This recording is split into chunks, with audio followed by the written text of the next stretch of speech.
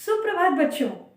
मैं स्वप्ना तिवारी, आपकी संस्कृत शिक्षिका, आज की कक्षा में आप लोगों का हार्दिक स्वागत करती हूँ। बच्चों, आज की कक्षा में हम सुभाषिका के तृतीय भागः कक्षा अष्टम के पाठ्यपुस्तक से एकादशः पाठः के झारखंड प्रांतस्य पर्व मंडा के विषय में पढ़ेंगे। तो बच्चों, पाठ आरंभ करने के पहले हर दिन की भांति सरस्वती वंदना कर लेते हैं। आप लोग भी मेरे साथ दोहराइएगा। सरस्वती नमस्तुभ्यं वरदे कामरूपिणी, विद्यारंभं करिष्यामि, सिद्धिर्भवन्तु मे सदा। तो चलिए बच्चों, पाठ आरंभ करते हैं। झारखंड प्रांतस्य पर्व मंडा। झारखंड प्रांत, हम लोगों का जो प्रदेश है, हम लोगों का जो राज्य है झारखंड, इसका एक प्रमुख पर्व है जिसका नाम है मंडा। उसके विषय में ही आज हम लोग अध्ययन करेंगे। चलिए पढ़ते हैं। अस्माकं झारखंड प्रदेशे एकम महत्वपूर्णम पर्व मंडा इति अस्ति। हमारे झारखंड प्रदेश में एक महत्वपूर्ण पर्व है मंडा। अस्मिन् पर्वणि जनः विविध रूपेण शिवम आराध्यन्ति। इस पर्व में लोग अनेक रूपों में, विविध रूपों में, अनेक तरह तरह के रूपों में, तरह तरह से शिव की आराधना करते हैं, भगवान शिव की आराधना करते हैं।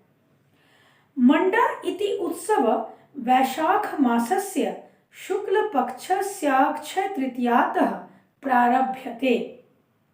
अर्थात मंडा जो उत्सव है, यह वैशाख महीने के, हमारा जो वर्ष होता है उसमें सबसे पहला महीना वैशाख का होता है, उस वैशाख महीने के शुक्ल पक्ष में अक्षय तृतीया के दिन से शुरू होता है, प्रारंभ होता है। यह पर्व अक्षय तृतीया से, शुक्ल पक्ष के अक्षय तृतीया से वैशाख मास में शुरू होता है। चतुर्दिवस पर्यंतम एन उत्सवम झारखंड प्रदेशस्य जनजातयः सदानां च समान रूपेण मिलित्वा आयोजयन्ति। यह जो पर्व है, यह चार दिनों तक चलता है। इस पर्व को 4 दिनों तक मनाते हैं झारखंड के लोग।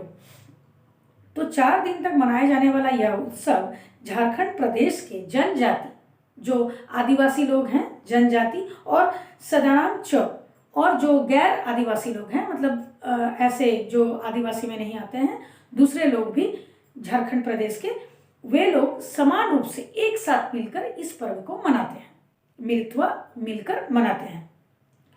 मंडा इति पर्वणा पूर्वं झारखंडवासिनः स्वगृहाणि स्वच्छं कुर्वन्ति, नूतनानि वस्त्राणि क्रीणन्ति च। अर्थात मंडा जो पर्व है, मंडा जो ये पर्व है, उसके पूर्व, उसके पहले, मंडा शुरू होने के पहले झारखंडवासी ना, झारखंड के लोग, झारखंड में वास करने वाले लोग, झारखंड में रहने वाले लोग स्वगृहानि, अपने अपने घरों को स्वच्छम, साफ करते हैं, साफ सफाई करते हैं अपने घरों का, कुर्वन्ति नूतनानि वस्त्राणि, नए वस्त्र, नए कपड़े खरीदते हैं, क्रीणन्ति च, खरीदते हैं।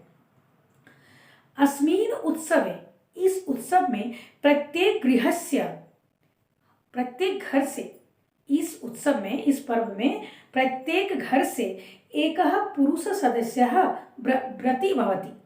प्रत्येक घर से एक पुरुष सदस्य, एक जो हर घर में जो भी कोई भी एक पुरुष इसमें व्रती होता है। व्रती मतलब जो व्रत को करता है, अर्थात जो उपवास रखता है, जो इस व्रत का उपवास रखता है, उसको व्रती कहते हैं।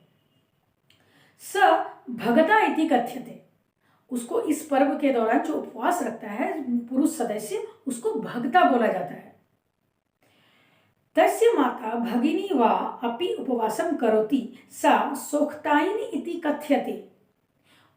जो भगता होते हैं, उनकी माँ, उनकी बहन भी इस उपवास को रखती हैं, और उन्हें इस पर्व के दौरान उनको बोला जाता है सोक्ताइन। जो पुरुष सदस्य होते हैं उनको भक्ता कहा जाता है, और उनकी माँ बहन जो उपवास करती है, घर की जो महिलाएं जो उपवास करती है, उनको सोक्ताइन कहा जाता है। रात्रो जागरणम भवति, रात्रि जागरण होता है, रात को जागा जाता है।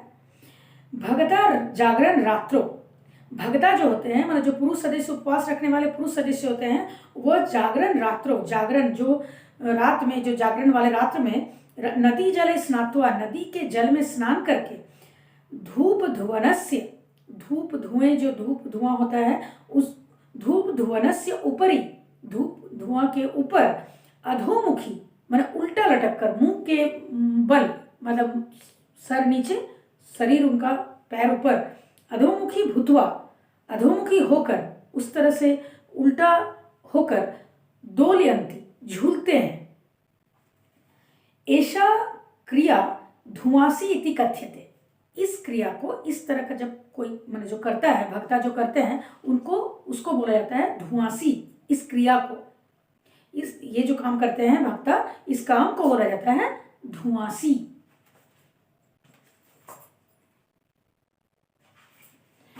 ततः दग्धेषु अंगारेषु ते नग्न पादाभ्याम चलन्ति, उसके बाद वे जलते हुए अंगारों, जैसे कोयला वगैरह जलता है ना, तो उस तरह से जलते हुए अंगारों में वे नग्न पादाभ्याम मतलब खाली पैर में चलन्ति, चलते हैं। नग्न पादे अंगारेषु चलनस्य क्रिया फूल खुदी इति कथ्यते, जो खाली पैर में वो अंगारों में चलते हैं, तो इस क्रिया को, इस काम को फूल खुदी के नाम से जाना जाता है। ठीक है, ठीक है बच्चों। पार्श्वे स्थिते शिव मंदिरे जलाभिषेकम कुर्वन्ति, सामने में जो शिव मंदिर होता है, उस शिव मंदिर में जलाभिषेक किया जाता है, मतलब भगवान शिव को जल से नहलाया जाता है। जलाभिषेक, भगवान शिव का जलाभिषेक किया जाता है। अर्धरात्रो छौ नृत्यस्य आयोजनम भवति, आधी रात को छौ नृत्य का आयोजन किया जाता है। एक मुख्य नृत्य है जिसका नाम छौ नृत्य है, उसका आयोजन भी होता है आधी रात में, इस पर्व के समय। अस्मिन् अनुष्ठाने नर्तकः मुखावरणम कृत्वा नृत्यन्ति, इस अनुष्ठान में, इस छौ नृत्य में जो नर्तक हैं, जो नाचते हैं, वे अपने मुख में आवरण लगा के, दूसरे किसी भी चीज का आवरण लगाकर, किसी भी वस्तु का आवरण लगाकर वो नाचते हैं, जिसमें तरह तरह के जो जिस चीज का नृत्य करते हैं, उस नृत्य का वो आवरण लगा। जैसे महाभारत का, अगर उस नृत्य से महाभारत के दृश्य को दर्शाया जाता है, तो वो महाभारत के किसी चरित्र का आवरण लगा लेते हैं। नृत्यते रामायणस्य महाभारतस्य वा कथां दर्शयन्ति, वे इस नृत्य में महाभारत या रामायण की कथा को दर्शाते हैं। इस नृत्य के द्वारा वे रामायण और महाभारत की कथा को सुनाते हैं, दर्शाते हैं। पर्वणः द्वितीय दिवसे सर्वे भगता चक्र दोलायाम दोलन्ति, पर्व के दूसरे दिन में सभी जो भक्ता होते हैं, सभी भक्ता जो होते हैं, वो चक्र माने चक्के जैसे झूले में झूलते हैं। इस तरह गोल चक्र जैसे झूला होता है जिसको चक्र दोला कहते हैं, उसमें वो झूलते हैं।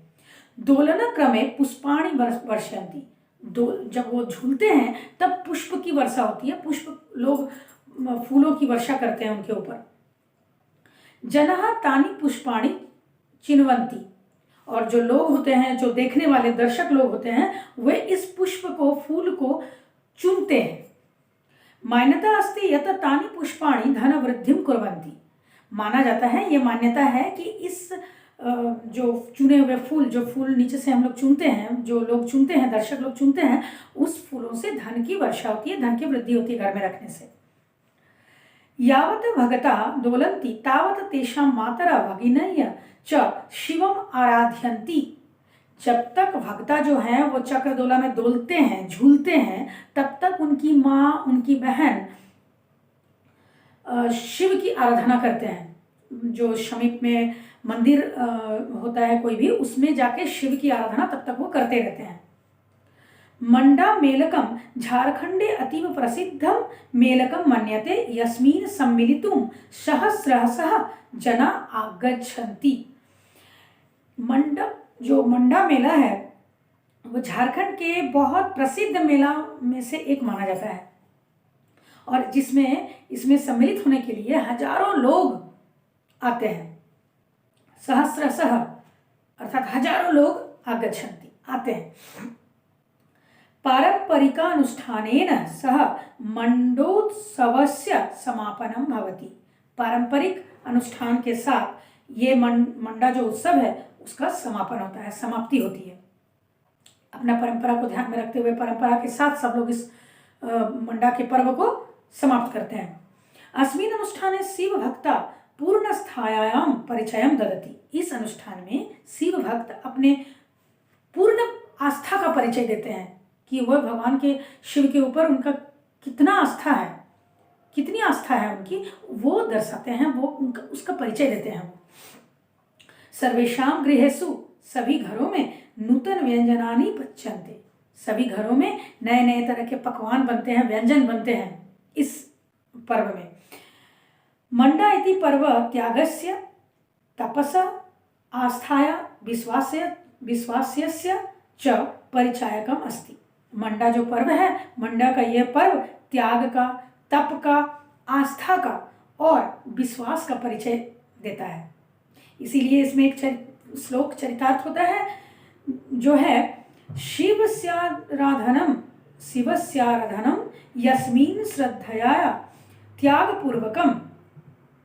अर्थात शिव की आराधना को जो व्यक्ति शिव की आराधना को इस तरह के श्रद्धा और त्याग पूर्वक करते हैं, विश्वासोत्पादकः यज्ञः तन्मंडा इति कथ्यते। विश्वास उत्पन्न करने वाले इस यज्ञ को, मतलब इस तरह के पर्व को ही मंडा कहते हैं। तो बच्चों, आशा करती हूँ कि आपको यह पाठ समझ में आया होगा। आप इस पाठ को घर पे पढ़ेंगे और समझने की प्रयास करेंगे, और अगली कक्षा में हम लोग इस पाठ का अभ्यास कार्य कराएंगे। तब तक के लिए बच्चों, धन्यवाद।